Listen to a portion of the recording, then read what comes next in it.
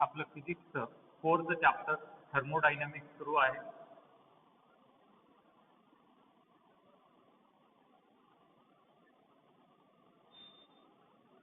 या चॅप्टरमध्ये आपलं heat engine नावाचा कन्सेप्ट सुरू आहे. हीट इंजिनच्या आपण शेवटला आल्या. आता आपल्याला घ्यायचं आहे the heat engine cycle.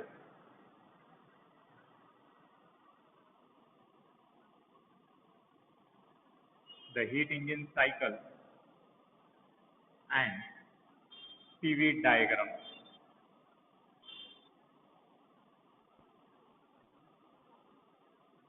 Heat engine cycle and the PV diagram.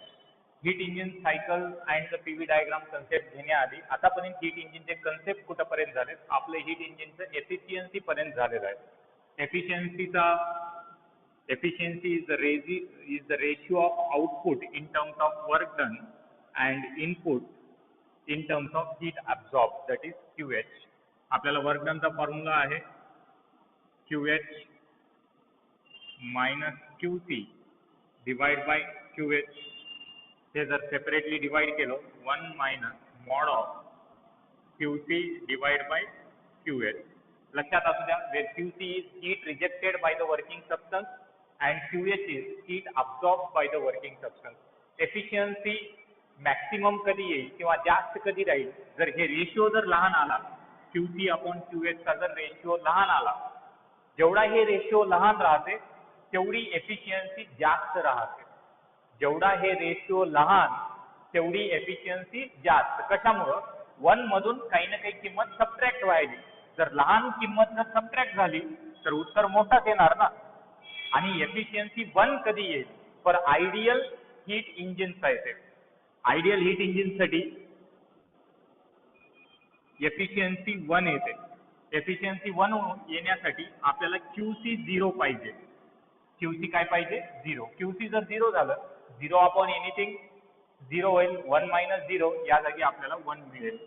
But practical heat इंजिनसाठी ते पॉसिबल नाही. प्रॅक्टिकल हीट इंजिनसाठी QC एक्स्ट्रीमली स्मॉल आपण कन्सिडर करता. एक्स्ट्रीमली स्मॉल जर राहिलं, खूप लहान जर राहिलं तर एफिशियन्सी मोठी येते. QC जर लहान राहिलं तर हे रेशिओ लहान येते.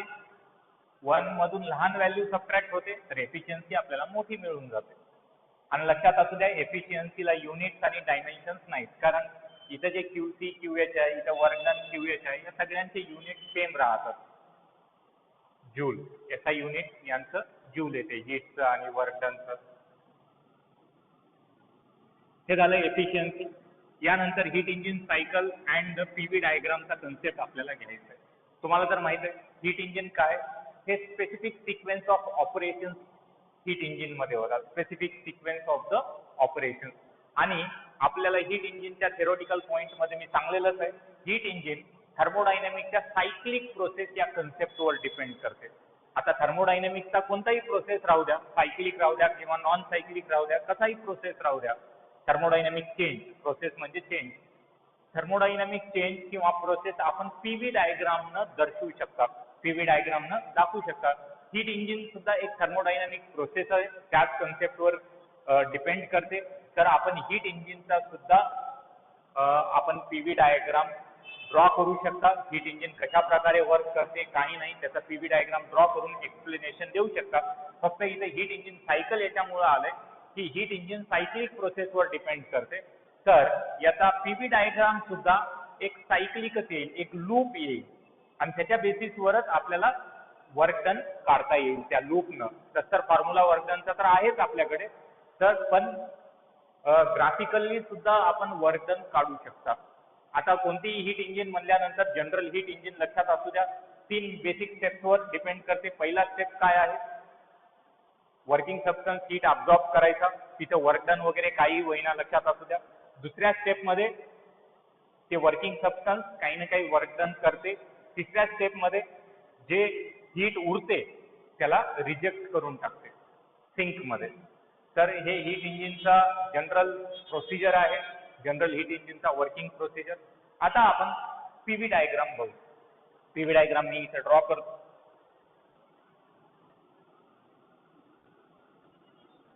आणि प्रत्येक स्टेप आपण केअरफुली घेऊ. व्हॉल्यूम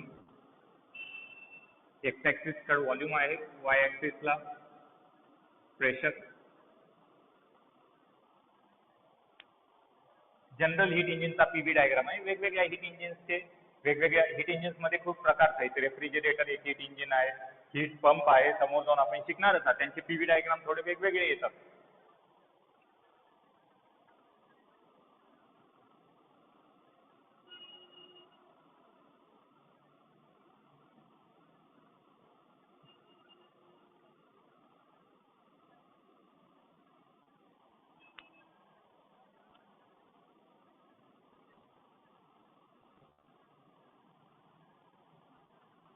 इथून आपली सायकल सुरू होते.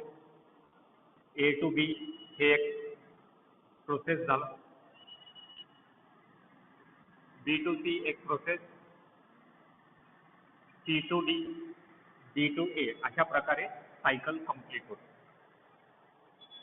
आता तुम्हाला तर माहिती आहे, खाली व्हॉल्यूमची ऍक्सिस आहे, इथं प्रेशरची ऍक्सिस आहे.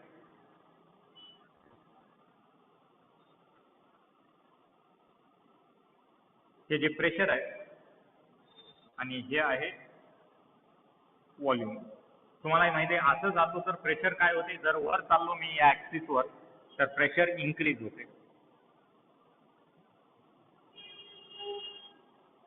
आणि इकडे जर जात असेल तर व्हॉल्यूम इन्क्रीज.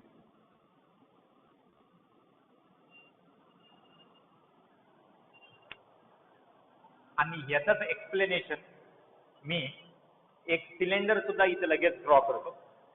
सिलेंडर मध्ये आपल्या वर्किंग सबस्टन्स आहे.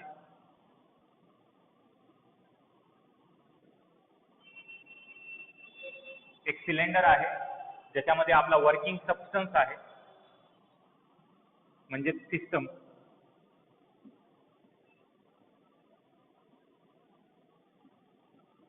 जनरली कोणता तर गॅस आपण कन्सिडर करता, आयडियल गॅस, किंवा काही हीट इंजिन्स मध्ये पेट्रोल डिझेल वगैरे यूज करता, पण जनरली आपण थेरोटिकल स्टडीसाठी एक गॅस यूज करता.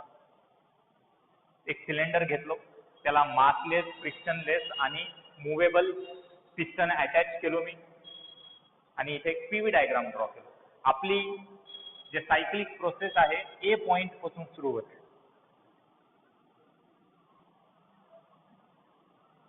The operation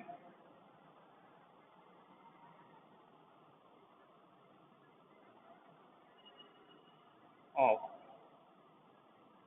the heat engine,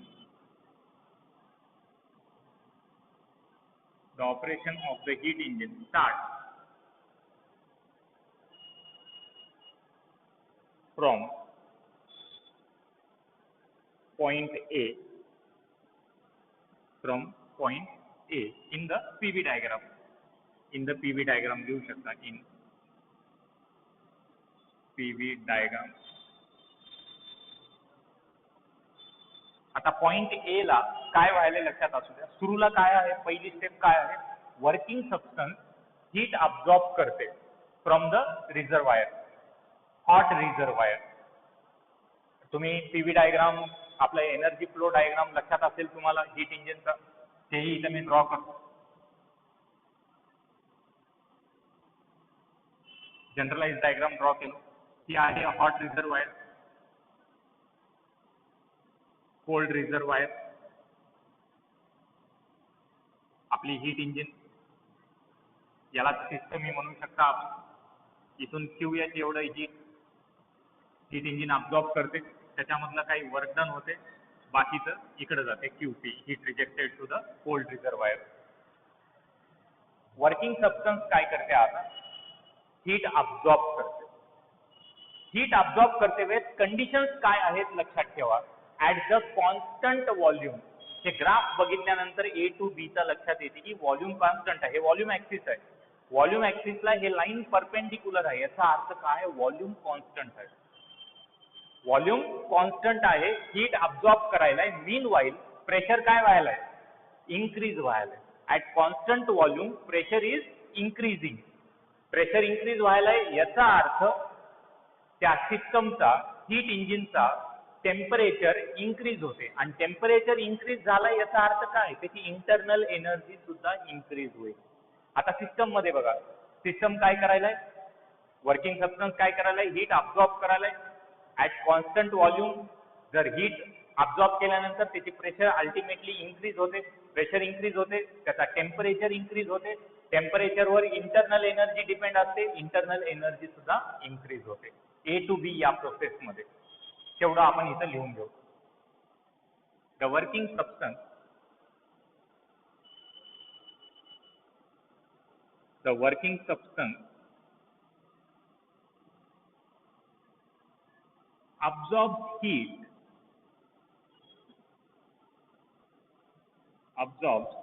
heat at constant volume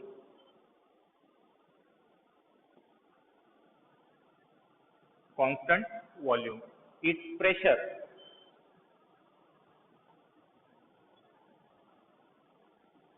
pressure increases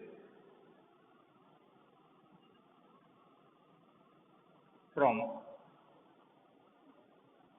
A to B.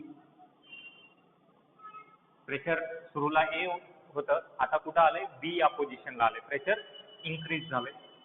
आणि प्रेशर इन्क्रीज झालंय, हीट अब्सॉर्ब झाली, याचा अर्थ त्याचा टेम्परेचर सुद्धा इन्क्रीज होते. The temperature of the system, the temperature of the system किंवा वर्किंग सबस्टन्स म्हणू शकतात. The temperature of the system increases, the temperature वाढला तर टेम्परेचरवर इंटरनल एनर्जी डिपेंड राहते, इंटरनल एनर्जी सुद्धा इन्क्रीज होईल.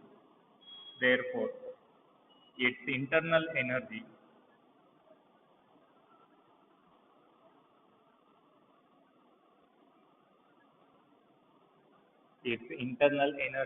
also increases. आणि सर्वात महत्वाचं, ए टू बी या प्रोसेसमध्ये काही वर्क डन व्हायलाय का, चेंज तर व्हायलाय, थर्मोडायनामिक चेंज आहे, जागा बदलले की चेंज झालं, समजा काहीतरी ग्राफ बदलला, चेंज झालाय, ए पासून बी ला गेलाय, चेंज झालंय, काही ना काही व्हेरिएबल्स बदलले, टेम्परेचर बदललाय, प्रेशर बदललाय, व्हॉल्यूम कॉन्स्टंट असल्यामुळं वर्क डन इथं काहीच होत नाही. लक्षात असू द्या, वर्क डनचा फॉर्म्युला काय आहे, ते generally P delta V. Volume 0 आहे, चेंज इन व्हॉल्यूम 0,